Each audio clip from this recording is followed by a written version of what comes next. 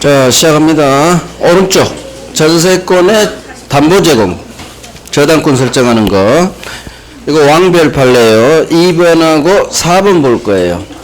자, 봐봐요. 우리 전세권 담보로 저당권 설정합니다. 1억 대출했어요. 1억 전세권 담보로 저당권. 그 후 이때쯤 초기에 담보대출 일으켰죠. 그 후 기간이 만료합니다. 전세 기간이 만료하면 전세권은 소멸합니다. 기간 만료하면 더 이상 살 수 없죠. 영익물권적 권능이 소멸한다고 그래요. 자, 그러면 이 저당권자는 전세권이 기간 만료로 사라져 버렸기 때문에 혹시 돈을 못 갚아도 이 전세권 자체의 경매칠수는 없겠죠. 왜? 소멸해 버렸으니까. 목적물, 붙잡고 있는 목적물이 멸실한 거하고 똑같아요. 소멸했다는 건 이게 왕별이에요. 전세권이 기간 만료로 소멸하면 저당권자는 전세권 자체의 저당권 실행할 수는 없다. 이게 왕별이야. 왕별. 되게 잘나. 정답지문. 정답지문. 이유. 이건 우리 시험집에 안 떠. 소멸이란 말은 내 머릿속으로. 그래서 설명부터 할게요. 그래서 이건 머릿속으로 계산해야 돼요. 자, 그러면 기간이 만료하면 전세권은 소멸, 즉 더 이상 사용할 수 없다는 얘기예요. 재계약하지 않는 한. 전세권은 소멸하지만, 자, 이사 가야 되니까 전세금 주세요라는 전세금 반환 채권은 새로 태어나는 거예요. 그래서 기간이 만료하면 전세권은 소멸하지만 전세금 반환 채권은 발생하는 거예요. 할아버지는 돌아가시고 아가가 태어났다고 해요. 아가. 전세권은 죽지만 전세금 주세요? 채권은 태어났지. 자, 그러면 이 저당권자는 비록 기간 만료로 전세권은 소멸했지만 전세금 채권을 우리 취득했죠. 따라서 어디선가 들어봤어. 건물 멸실로 받게 되는 보험금의 저당권이 물상대에 들어간다. 똑같아요. 저당권자는 이 전세금 채권에 물상대에 들어가서 채는 거예요. 우선 변제 받는 거예요. 결국 전세권의 저당권 설정하는 건 이게 한 문제짜리 사례 문제로 나와요. 한 문제짜리. 자, 문장. 전세 저당권 설정 기간이 만료합니다. 머릿속으로 빨리. 기간 만료하면 전세권은 소멸하겠구나. 따라서 이건 머릿속으로 계산하시고, 저당권자는 더 이상 전세권 자체 저당권 실행 경매칠수는 없다. 없다. 없다. 소멸했으니까. 대신 새로 태어나는 전세금 반환 채권에 압류 들어가서 물상대의 할 수 있다. 왕별. 그게 2번하고 4번이에요. 전세 저당권 좋네요. 2번. 전세권이 고딕 기간 만료 종료됩니다. 그러면 전세권의 용익물권적 권능은 말소될 게 없이 당연 소멸. 자, 여기서는 전세권 소멸합니다. 그러면 밑에 저당권자는 더 이상 전세권 자체 저당권 실행할 수는 없다. 여기가 왕별이야. 저 위가 고딕이 아니라 여기가 전세권 자체 저당권 실행할 수 없다. 이게 우리 시험뿐만 아니라 다른 모든 시험의 정답 질문이에요. 그래서 기간 만료 그러면 빨리 머릿속으로 전세권 소멸. 이건 우리 시험 질문 안 뜬다겠어. 그래서 전세권이 날아가 버렸으니까 전세권 자체 칠 수는 없겠지. 대신 4번 저당권자는 새로 태어나는 전세금 반환 채권에 밑에 고딕 우측 물상대의 할 수 있다. 너무 길죠? 판례 원문이라. 그래서 물상대의로 들이댈 수 있다. 왕별. 2번하고 4번 왕별. 자, 이 전전세 임대 갑니다. 전전세 임대. 자, 법 조문을 보기 전에 먼저 이 내용부터 합니다. 자, 봐봐요. 의리 배이란 놈한테 남은 기간 네가 내 살던 아파트에 들어와 살아. 이게 세기치는 전세죠. 자, 의리는 전세금 3억에 갑 아파트에서 세 살다가 중간에 미국 발령 나서 남은 기간 병한테 전전세금 한 2억 받고 세를 세기쳤죠. 이게 전전세.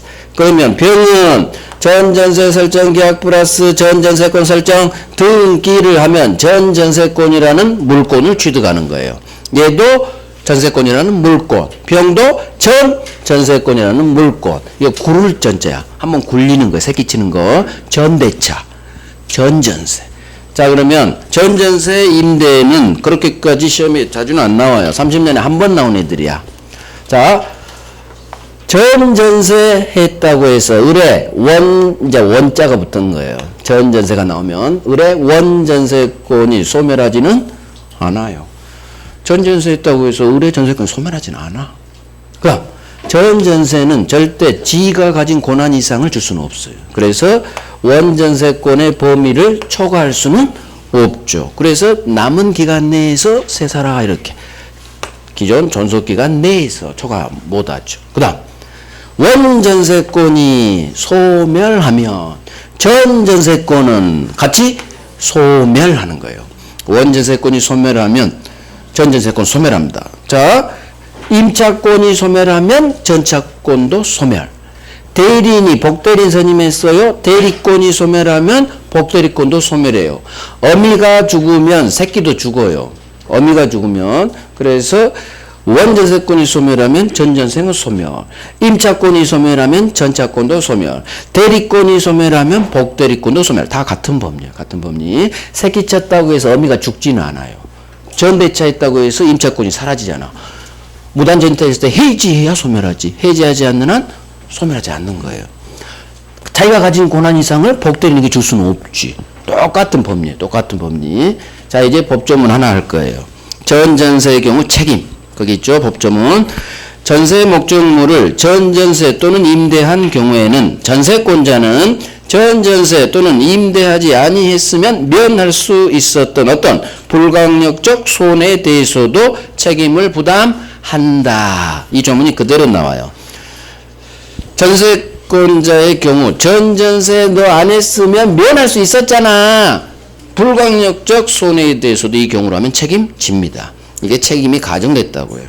원래는 자 봐봐요. 불강력적 손해가 뭐죠? 태풍, 내 잘못 없이 발생한 천재지변. 원래는 불강력적 천재지변은 책임지지 않아요.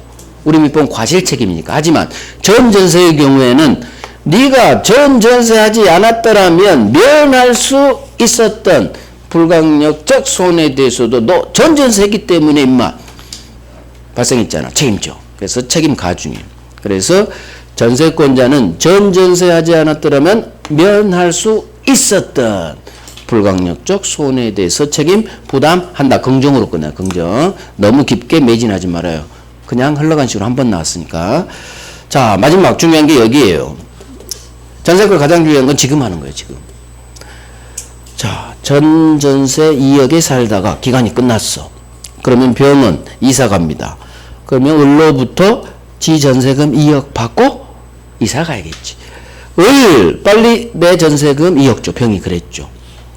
근데 을이 안 줘. 그러면 얘도 전세권이라는 물권자니까 우선 변제권이 있어요. 경매권도 있어요. 똑같아요.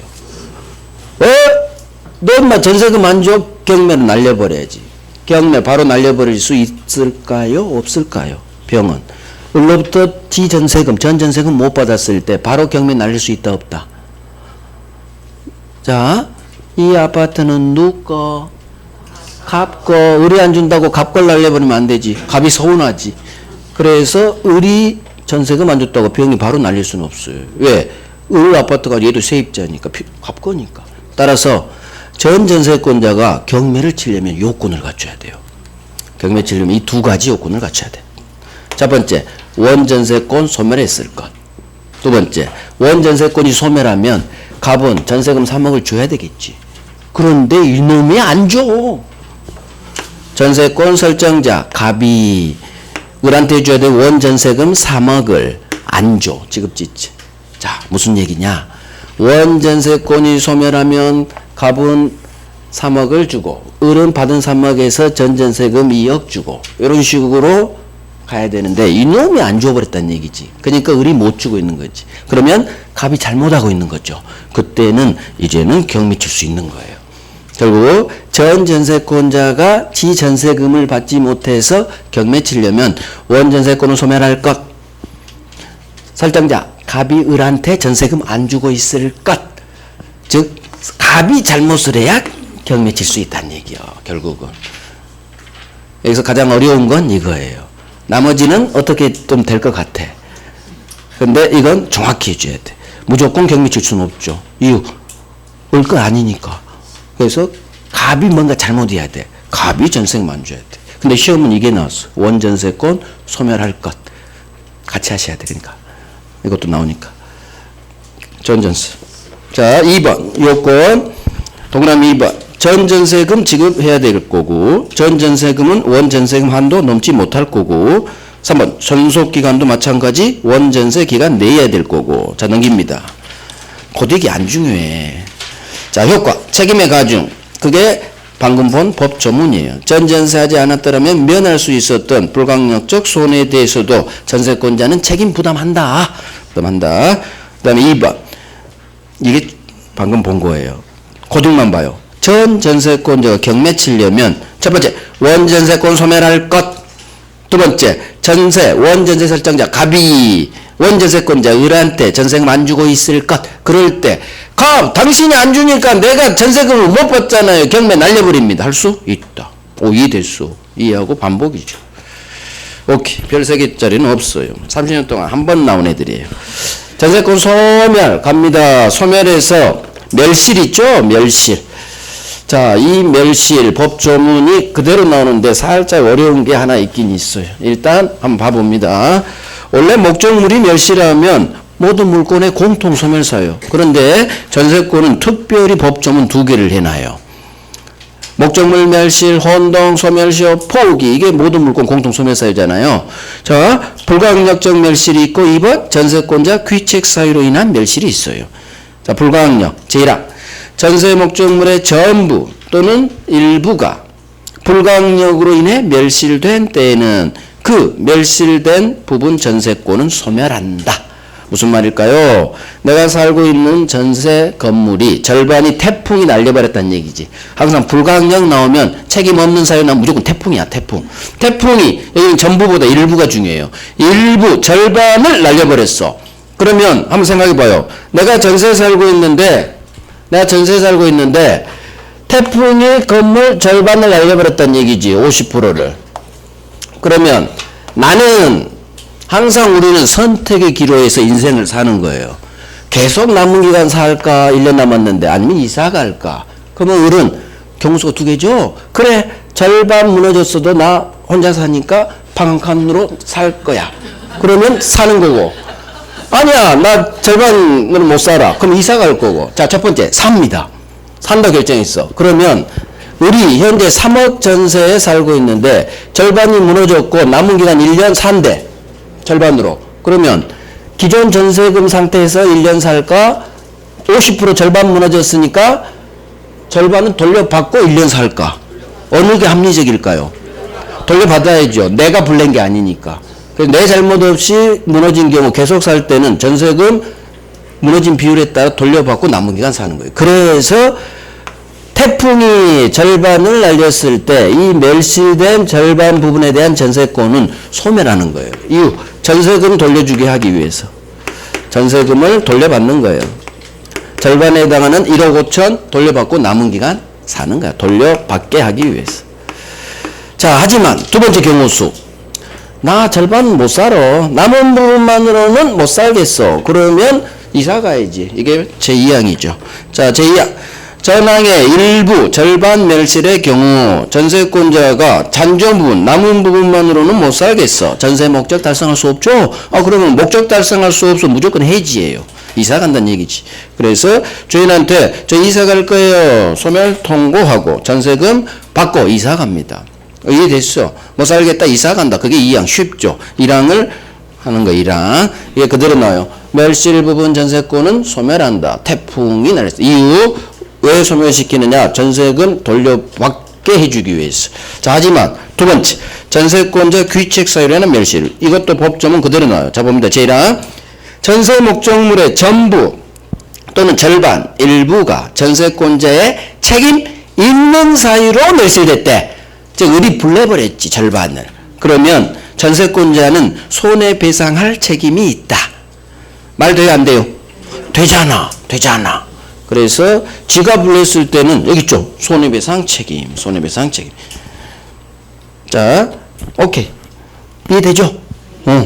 그래서 태풍이 날리면 그 부분 전세권은 소멸하지만 지갑을 내면 여기까지 설명해 드릴게요. 제가 일부러 판사에는 뺐는데 프린트문에 있어요. 자, 지갑을 냈을 때 그 부분, 절반 부분 전세권은 소멸하지 않아요. 이 부분 전세권은 소멸하지 않아. 멸실인데도 소멸하지 않아. 태풍이 날렸을 때는 소멸해. 결론이 틀려지죠. 근데 지갑을 냈을 때는 절반 부분에 대한 전세권 소멸하지 않는다. 이게 실제 기출이에요, 기출. 어려워서 오래 하려고 판사에는 뺐는데 프린트물에는 아마 있을 거예요, 프린트물에는. 그 부분 전세권 소멸하지 않아요. 자, 왜 그러느냐? 이게 되게 어려운 건데, 태풍이 날렸을 때는 전세금 절반 돌려받고 사는 거야. 하지만 지갑을 냈을 때는 돌려주면 안 돼. 절반만큼. 왜? 손해배상해야 되니까. 손해배상해야 되니까 갑이 담보로 잡고 있어야 돼. 그래서 돌려주게 하면 안 되기 때문에 소멸하지 않는다로 끝나는 거예요. 왜? 이것도 같이 소멸한다로 해버리면 돌려줘야 되거든. 그래서 지갑을 냈을 때는 그 부분 전세권은 소멸하지 않는다. 프린트물. 이게 기출 한 번 나왔어. 되게 어려웠지. 되게 어려웠지. 물론 정답지문 아니에요. 어려우니 흘러갔겠지만. 그래서 태풍이 날렸을 때는 소멸. 절반. 지갑을 냈을 때는 소멸 안 내. 이유. 전세금 때문에 그래. 이 전세금. 전세금 돌려받으면 안 되지. 갑이 손해배상 안 해주면 어떡해. 전세금으로 붙잡고 있어요. 담보로. 좀 어려워요. 교재도 없어. 자, 오른쪽 1번, 2번, X번. 아무 필요 없는 거예요. 자, 됐어요. 넘깁니다. 이제 넘어갑니다. 멸실 어려운 거 했어. 자, 왼쪽 336번째. 336 왼쪽 2번. 경매권이 있죠. 자, 전세권자는 전세금 못 받으면 경매로 날릴 수 있어요. 자, 오른쪽 3번 왕별 판례 할 거예요. 8번 나왔어. 이 판례가. 자, 봅니다. 건물의 일부 전세예요. 자, 우리 이 건물에 여기 있죠, 여기. 건물의 일부만 방 한 칸에 전세 들어갔어요. 방 한 칸. 이 건물은 집합 건물 아니에요. 소유권이 한 개예요. 소유권 몇 개? 한 개. 이 소유권 하나 건물의 일부에 전세 들어갔어. 그 얘기는 방이 몇 개 있다? 100개. 그중 방 한 칸 들어갔어. 전세금 1억에. 세입자가 나머지 99명이 이 건물에 살고 있어요. 지 포함 100명. 자, 기간이 끝났어. 우리 전세금을 받고 이사 가려는데 주인이 전세금을 안 줘요. 자, 그러면 전세권자는 경매권이 있죠. 경매로 날려서 매각대금에서 지 전세금을 땡길 힘이 있어. 이 경우 건물 땡길 수 있느냐? 경매로 날려버릴 수 있느냐? 건물의 일부 전세권자가 지 전세금을 못 받았을 때 전부, 이 건물 소유권 한 개니까 이 전부를 이 방만 못 날려. 구분 소유권 객체가 아니니까. 그래서 건물 전부를 경매에 날릴 수 있겠는데 얘는 날리고 싶겠죠. 지 전세금이 전 재산인데 1억이 못 날려요. 대법원이 참으라고 했어. 건물 전부를 경매 청구할 수는 없다. 이게 왕별이야. 이해가 가죠? 99명한테 맞아 죽어요. 야, 너 때문에 임마 우리 경매 날라가면 참어. 법원이 참으라겠어. 참어. 네 사정은 알겠는데 그 옆집 방에 있는 99명 길거리 나앉잖아. 물론 실제 길거리 나앉진 않아요. 참어. 그래서 전부를 경매 날릴 수 없어. 이해가. 그래서 제가 일부러 방 한 칸, 귀퉁이. 느낌이 와. 이놈 너 때문에 전부를 날리는 건 좀 그래. 날릴 수 없어. 대신 건물 전부에 대해서 누군가 경매를 날려주면, 은행이 경매 날려주면 건물 전부 매각대금에서 지 전세금 우선 변제 받을 수는 있어요. 결국 전부를 경매 날릴 수는 없지만 건물 전부 매각대금에서 지 전세금 1억 땡길 수는 있다 그 말이에요.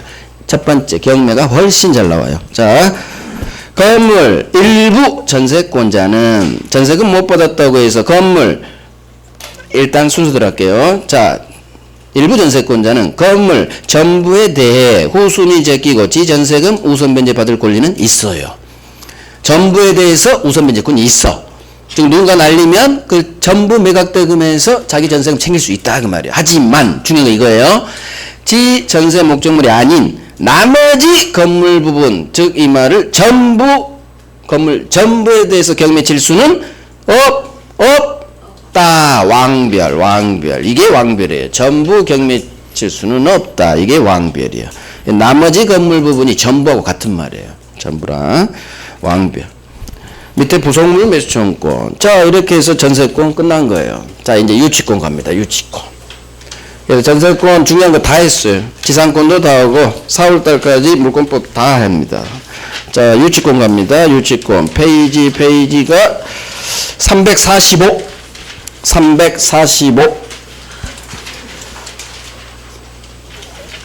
자, 유치권에서 불가분성, 성질 345 오른쪽 3번에 2번 목자 법조문 유치권의 불가분성 여기 관련 대본 판례 1번 2번을 공부할 거예요. 안 한 거 할 거예요. 자, 유치권자는 법조문 지채권 전부 변제받을 때까지 유치 목적물 전부에 대해 지권리 행사할 수 있다. 이게 불가분이죠. 채권 전부 다 받을 때까지 전부에 대해 전부 할 수 있어요. 저당권도 마찬가지고. 밑에 판례를 공부할게요. 자, 봐봐요. 우리 다세대 주택이 이 건물이 다세대는 공동주택이에요. 101호, 201호. 자, 다세대 창호공사를 한 공사 수급인. 이 다세대가 10세대였어요. 10세대, 10세대. 자, 위층부터 쭉 오다가 마지막 101호 공사 완료. 10세대 전체 공사대금이 세대당 1000만원씩 1억이었어요. 1억. 자, 그런데 이 10세대 주인들이 101호부터 10개 세대 집주인들이 돈을 안 줘 공사비를 1억을. 그래서 마지막 공사 장소인 101호를 점거해버립니다. 그래서 채권이 있다, 점유했다, 돈 못 받았으니까 유치권 태어났죠. 공사비니까. 101호를 점거하면서 유치권 행사 중.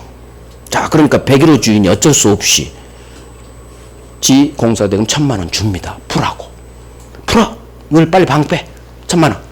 자, 그러면 우리는 101호한테 세대 공사대금 1000만원 받았으니까 유치권을 풀어야 되느냐?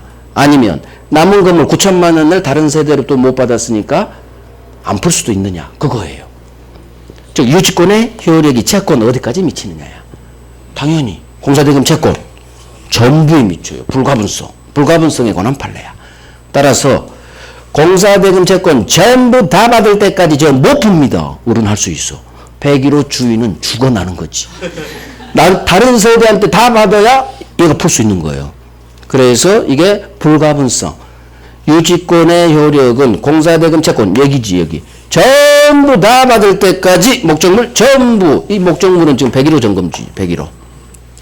그래서 채권 전부에 대해 미친다. 불가분성. 자, 그런데 다른 세대들이 안 줘. 공사비를. 그러면 유치권에 경매권이 있어요. 경매권. 101호는 줬어. 그러니까 을은 101호는 경매 안 날리고 다른 9세대지만 경매 날리고 싶은 거야. 마음이 그렇잖아요. 이 사람은 돈 줬고 나머지 안 줬으니까. 하지만 또 그럴 수가 없어. 경매는 점유하는 그 세대 101호만.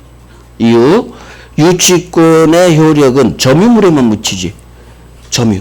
나머지는 점유하고 있지 않죠. 유치권의 힘이 못 미쳐. 채권은 전부에 미치지만 유치권 자체의 힘은 점유물에만 미치니까. 그래서 경매는 현재 점유하고 있는 1세대 101호만 청구할 수 있고 나머지는 못 치는 거예요. 왜? 나머지는 점유하고 있지 않잖아. 결국 101호 주인은 끝까지 죽어나간다. 계속 점거당하고 지진만 경매로 날아가. 왜? 1억 나오겠지. 101호 날려버리면. 결국 101호 주인은 아주 살기 싫다. 이게 바로 불가분성에 관한 대법원 판례. 결국 이걸 외우는 거예요. 채권은 전부에 미치지만 경매는 현재 유치하고 있는 점유하고 있는 1세대만 이렇게 외우면 돼요. 그래서 다세대 창호공사 수급인이 공사대금 채권 전체가 1억인데 미지급을 이유로 그중 한 세대를 점유해서 유치권 행사하는 경우 공사수급인은 채권은 전부 이렇게 채권은 전부 전부 다 받을 때까지 유치하고 있는 물건 전부에 대해서 유치권 행사할 수 있다. 전부 불가분성. 자, 이제 동네가 달라지죠. 이때 유치권자 경매권이 있는데 경매는 유치물인 점유하는 1세대만 나머지는 못 쳐요. 점유하고 있지 않으니까 유치권 효력이 미치지 못해. 그게 다세대 창호공사 사건 불가분성 판례예요. 자, 그래서 동그라미 1번 두 번째, 다세대 창호공사한 공사수급인이 다세대 주택 중 한 세대 101호를 점거해서 유치권 행사합니다. 이 유치권은 채권은 공사대금 채권은 전부를 피담보 채권으로 성립한다. 채권은 무조건 전부예요. 하지만 2번 다른 세대에 대해서는 점유하고 있지 않아. 그래서 다른 세대에서는 아예 유치권이 태어나지가 않았지. 그래서 다른 세대에 대한 경매는 허용되지 않는다. 지금 밑에 적어요. 경매는 점유하는 1세대만.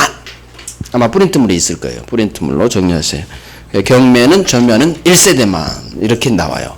다른 세대 경매 못 줘. 이게 나오지 않아. 경매는 점유하는 그 세대만. 이게 나왔어. 이게. 오케이. 별 3개 하시고. 자, 이제 넘어갑니다. 불가분성 판례 봤어요. 자, 성립 요건에서 타인 소유 물건이어야 되죠. 유치권자 자기 건 지권 유치할 이유는 없으니까 타인 소유 물건. 자, 여기서 대본 판례를 하나 할게요. 공사 판례인데 자 봐봐요. 이 말이 또요. 공사 수급인이 지 재료와 노력으로 건물을 올렸다. 공사 수급인의 재료와 노력으로 지 재료 썼고 지 노력으로 건물 올리면 이거 수급인 을 거예요. 이 건물은 수급인이 소유권 취득이에요. 외워요. 원래 공사업자는 을은 공사의뢰한 갑이 소유권 보존 등기 박는 거예요. 소유권 취득하지. 공사업자가 소유권 취득하지 않아요. 계약상 모든 공사도급 계약은. 그런데 이 단어가 또요.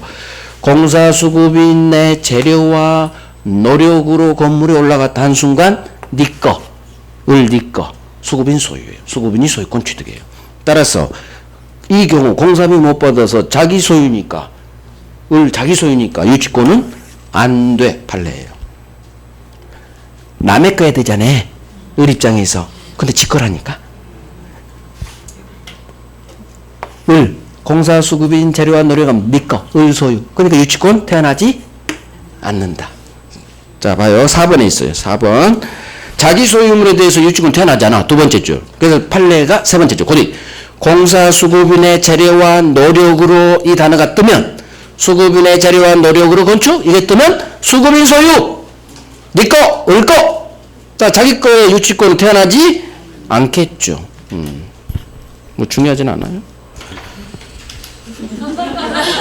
아니 노란색 없잖아. 노란색은 없잖아. 하지만 기출은 나와. 기출은 나오니까 뭐 그러면 별 3개만 해? 별 3개부터 하라는 얘기했지. 별 3개부터.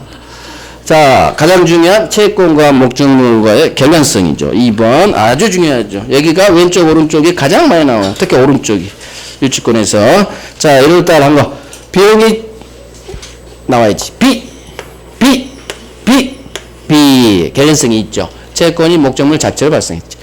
결연성 이제 안 되는 거, 유치권 안 태어나는 거, 보증금, 권리금, 매매대금, 비용이 아니니까 목적물과 결연성이 없죠. 자, 여기까지 했어요. 이놈이 가장 중요하다겠어. 가장 중요했고 이제 또 추가합니다. 목적물 자체로부터 발생한 손해배상 채권은 유치권이 태어납니다. 목적물 자체로부터 발생했으니까. 결연성이 인정되려면 채권이 목적물 자체로부터 발생해야죠. 이 단어가 그대로 있잖아. 그래서 목적물 자체로부터 발생한 손해배상 채권은 결연성이 있죠. 유치권이 태어납니다. 이게 뭐냐? 말사건이야. 제주도 말사건. 제주도에서 말이 우르르 뛰쳐나와가지고 옆집 동네 밭들을 휘저어버렸어. 다 먹어버리고 해집고. 그래서 그 농민이 말을 잡아버렸어. 그래서 말 주인한테 손해배상 5천만 원 해줄 때까지 말 유치할 겁니다. 안 줄 겁니다. 그 사건이에요. 결연성 인정됐죠.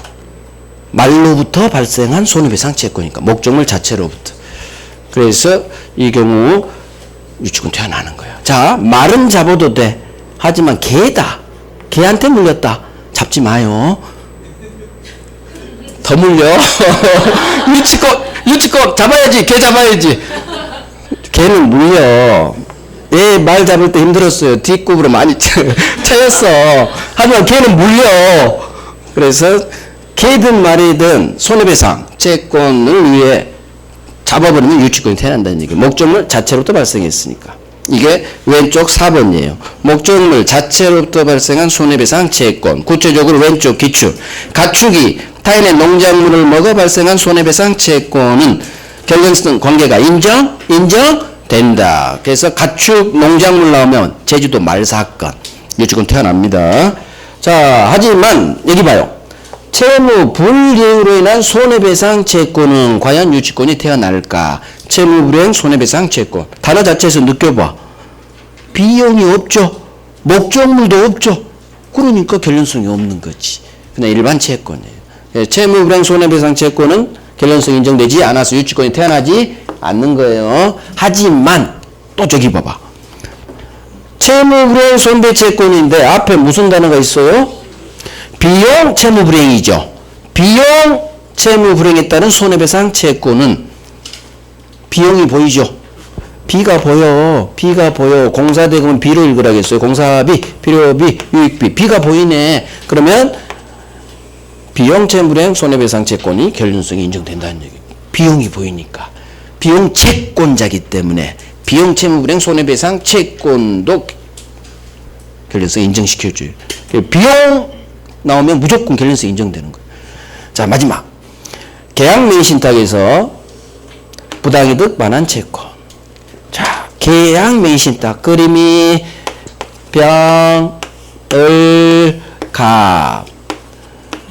수탁자가 계약도 하고 등기까지 하네요. 그래서 계약맹신탁이네요. 그러면 신탁자는 맨 오른쪽에 숨어있기 때문에 매도인 병은 이 사실 모르는 선의의 병이겠죠.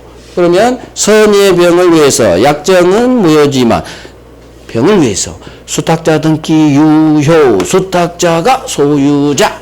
자, 그러면 신탁자는 소유자 수탁자를 상대로 소유권 넘겨 아무것도 못해요. 대신 내 소유권 먹는 대신 내가 5억 준 매매된 내 돈 있지 그건 부당이득으로 돌려줘. 돈은 돌려줘 할 수 있어요. 소유권은 못 넘겨. 왜? 을 거니까. 대신 내 돈은 매수자금 부당이득으로 돌려줘. 이게 바로 계약맹신에 나오는 신탁자의 수탁자에 대한 부당이득 반환 채권이에요. 자, 신탁자가 이 땅을 점유하고 있었어. 자, 5억에 관한 부당이득 반환 채권을 이유로 유치권 행사할 수 있느냐? 얘 거잖아요. 또 땅. 그러니까 내 5억 줄 때까지 나 못 넘겨. 유치권 행사할 수 있느냐? 안 돼요. 이유. B자가 있어 없어? B. 김태희 남편 B가 있어 없어요? 없잖아. 없으면 안 되는 거예요. 결연성 없는 거예요. B. 저는 B가 없어도 목적물 자체로부터 발생한 손배채권이가 되는 거고. 그래서 B가 없으면 없는 거야. 결연성 인정되지 않아요. 그래서 우리 시험에 나오는 결연성 인정 안 되는 놈 전부예요. 전부. 가장 많이 나온 놈은 이 세 놈이지. 보증금, 권리금, 매매대금 어마어마하게 나와요. 진짜. 지금 한 것은 밑에는 안 중요해. 1월 달에 한 게 정말 중요해요. 제가 어차피 공부해야 되니까 하긴 하지만 정말 노란색 위주로 하시기 바래. 노란색. 제가 노란색만 1년 동안 할 수는 없잖아. 이런 것도 시험이 나오는데. 단지 정답 지문은 얘들한테 있다는 얘기예요. 이게 결연관계가 인정되는 채권, 인정되지 않는 채권 다 한 거예요. 자, 그러면 오른쪽에 4번. 중간에 채무불이행 손해배상 채권. 이거 결연성 없죠. B자가 없으니까. 5번. 신탁자의 수탁자에 대한 부당이득 반환 채권. 이것도 결연성이 없죠. 신탁, 맹신탁 관계에서 발생된 채권이에요. 오케이. 됐어요. 넘깁니다. 이제 점유 한 장만 넘겨서 오른쪽 봐봐요. 자, 오른쪽 3번을 볼 거예요. 뭐 중요하진 않아요. 자, 일단 적법 점유죠. 채권 있어라, 점유해라. 이 두 가지가 유치권의 가장 중요한 성립 요건이라고 했어요. 자, 그러면 이 점유는 불법 점유면 안 돼요. 법조문 제2항에 따라. 불법 점유자에게는 권리 주지 않으니까. 자, 그러면 이거 하나. 순서는 상관없어요. 점유하다가 채권이 발생했든 먼저 채권이 발생 후 나중에 점유가 들어왔든 유치권은 다 태어나는 거예요. 순서는 중요하지 않아. 채권 점유.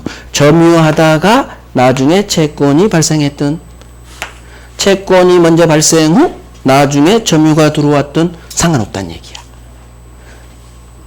채권 점유 둘 다 들어왔네? 태어났어. 채권 점유 둘 다 들어왔네? 태어났어. 순서는 중요하지 않다. 그게 오른쪽 3번에 있어요. 2번부터요. 동그라미 2번. 먼저 점유하고 나중에 채권이 발생하든 동그라미 1번에 두 번째 줄. 점유하기 전에 먼저 채권이 발생하고 그 후 나중에 점유가 들어왔든 순서는 상관없다. 점유하다 채권 발생했든 채권 발생 후 나중에 점유를 들어왔든 두 개만 갖추면 유치권이 태어나니까 모두 갖춘 때 모두 우리 대학여권 확장했잖아. 모두 갖춘 때잖아. 그러니까 순서는 중요하잖아. 순서. 거기도 순서 왔다 갔다 했잖아요. 순서는 상관없다니 같은 내용이. 자 이제 넘겨요. 하나 더 해요. 자 입증. 왼쪽 350페이지 맨 밑에 동그라미 3번. 자 봐봐요. 그러면 재판이 걸렸어. 갑이 건물 또는 승용차 반환 청구 소송을 걸었죠. 그러면 을은 소송에서 판사님 저는요 얘가 소송 걸었어요. 건물 돌려달라고 승용차 돌려달라고. 그러면 을은 저는요 수리비 채권 100만원 있었고요. 제가 점유했고요. 그래서 유치권에 대해서 안 주고 있는 거예요. 이렇게 항변을 하겠죠. 재판에서. 입증이에요. 입증. 자 그러면 저 채권 있어요. 입증할 거. 이 점유는 적법한 점유해야 돼요. 그러면 제 점유는 적법한 점유예요. 이 두 개를 즉 이제 점유만 할게요. 적법한 점유라는 사실을 유치권자 을이 입증해야 되느냐 그 문제예요. 적법 점유라는 사실에 대해서 을이 입증해야 되느냐. 자 적법 점유라는 얘기는 불법 점유가 아니라는 거죠. 적법한 점유라는 건 불법이 아니란 얘기야. 그러면 판사님 제 점유는 불법 점유가 아니에요. 제 점유는 적법한 점유예요. 유치권자가 입증해야 되느냐. 자 불법 아닌데요. 저 불법 점유 아닌데요. 저 모르는데요. 저 증거사실이 없는데요. 소극적 사실. 소극적 사실을 입증하기가 힘들죠. 그래서 유치권자 스스로 제 점유는 불법이 아니에요. 아니라는 소극적 사실을 유치권자가 입증하지 않아요. 항상 선이 입증하지 않아요. 모른다는 사실. 증거사실이 없어요. 없다는 사실 소극적 사실 입증하지 않아요. 다 상대방한테 넘어가요. 그래서 유치권자 스스로 불법점이 아님을 입증할 필요는 없다. 스스로 입증할 필요 없어. 입증은 상대방한테 넘어가요. 그래서 갑이 판사님 얘요 불법점이에요. 적극적 사실. 제 불법점이에요. 적극적 사실을 상대방이 입증하는 상대방이. 그래서 유치권자 스스로 불법 아님을 입증할 필요 없다. 자 이후 점유하면 권리 적법 추정력이 인정되죠. 우리 점유권에서 물론 동산이지만 점유의 적법 추정이 인정돼요. 그럼 추정되면 스스로 입증할 필요 없다. 이렇게 하는 게 여러분들은 편할 거야. 이걸 외워버리면 되니까. 어차피 외워져 있으니까. 그래서 이렇게 나오면 입증에 우리 분배 방식, 소극적 사실을 해도 되고 이걸 확실히 외워놓으면 이렇게 풀어가도 되고 방법은 여러분 마음대로 하세요.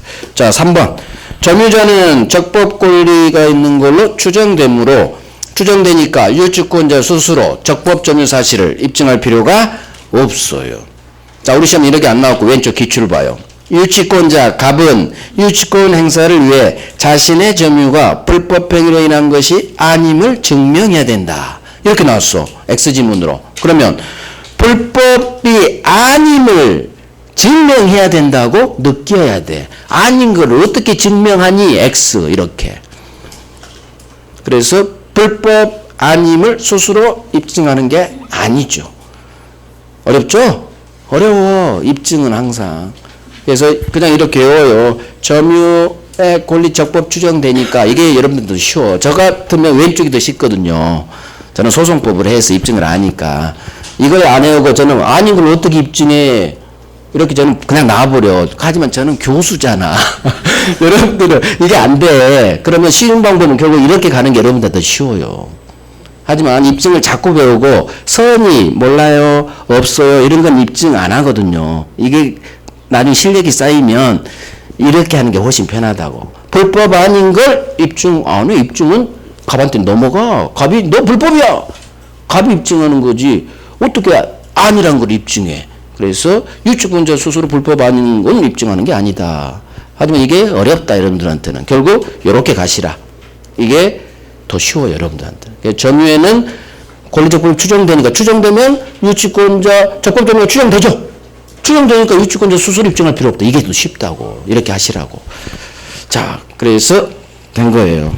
한 번 나왔어, 한 번. 어려워서 저는 건 정답 좀 안 해요. 자, 오른쪽 5번. 이제 마지막 성립 요건. 유치권 배제 특약이 없어야 되겠죠. 유치권 배제 특약이 없어야 돼. 자, 유치권 배제 특약이 먹힌다는 얘기예요. 유치권 배제 특약 유효. 여기서 이제 대본 판례 하나 할 거예요. 자, 봐봐요. 유치권 배제 특약이 뭐였어요? 감녀가 카센터에게 입고할 때 사장님 제가 수리비를 못 주더라도 유치하게 없기 콜 해서 유치권 배제 특약이 맺어졌죠. 그렇게 하죠. 자, 역시나 수리비가 없었어. 사장님 그때 약속한 대로 유치권 안 하기로 했으니까 저 수용자 빨리 돌려주세요. 제가 지방 갔다 와서 바로 수리비 100만 원 입금해 드릴게요. 근데 사장님이 배신 때렸지. 분명히 며칠 전에는 유치하지 않기로 약속이 돼 있었는데 안 된대. 수리비 줄 때까지 구설이 마누라한테 혼났어. 그래서 옆에 마누라가 있어. 마누라가 죄송. 제 지회 표현이라 부인이 옆에 있어서 안 돼요. 수리비 줄 때까지 저 못 줍니다. 엊그저께 한 약속을 배신 때린 거지. 자, 감녀께서는 이분보다 부인이 더 무서워. 그래서 아무 말을 못하고 있다가 갑자기 전화를 합니다. 전화. 그 후에 어떤 덩치 큰 남자가 나타납니다. 신랑 또는 A 병이죠. 병이라는 사람이 나타나서 사장님 멱살을 갑자기 잡습니다. 당신 엊그저께 약속했잖아. 유치하지 않기로. 나 분명히 우리 부인한테 들었는데 빨리 수용자 넘겨주세요. 문제가 발생해. 우리 그래요. 당신 뭐야? 나는 갑하고 계약한 거예요. 왜 계약 당사자 아니 당신이 나서서 이래라 저래라 합니까? 계약 당사자끼리만 주장한 거. 제3자 나서지 마세요. 우리 그랬지. 과연 이 유치권 배제 특약 효력을 당사자 아닌 제3자가 주장할 수 이 말대로 없는 건지 있습니다. 유치권 포기 특약은 당사자 아닌 제3자도 주장할 수 있어요. 이게 바로 신랑도 주장할 수 있다. 이렇게 훈련해요. 유치권 배제 특약은 감녀 카센터 사장 사건으로 생각하시고 배제 특약 효력은 특약의 당사자인 갑을 뿐만 아니라 제3자 신랑도 주장할 수 있다. 아직 미혼이면 내 애인도 주장할 수 있다. 이렇게 하면 안 헷갈려요. 그게 3번이에요. 오른쪽 3번. 유치권 배제 특약이 있는 경우. 자, 두 번째 줄. 특약 효력은 특약의 당사자, 감녀뿐만 아니라 그 밖의 사람, 이 사람이 제3자예요. 제3자도 이 배제 특약, 포기 특약 효력 주장할 수 있다. 그래서 신랑도 애인도 이 배제 특약 효력 주장할 수 있다. 이렇게 하시면 돼요. 자, 유치권의 효력가입니다. 아이고, 또 시간이 됐어. 수고하셨습니다. 쉬어야지 뭐.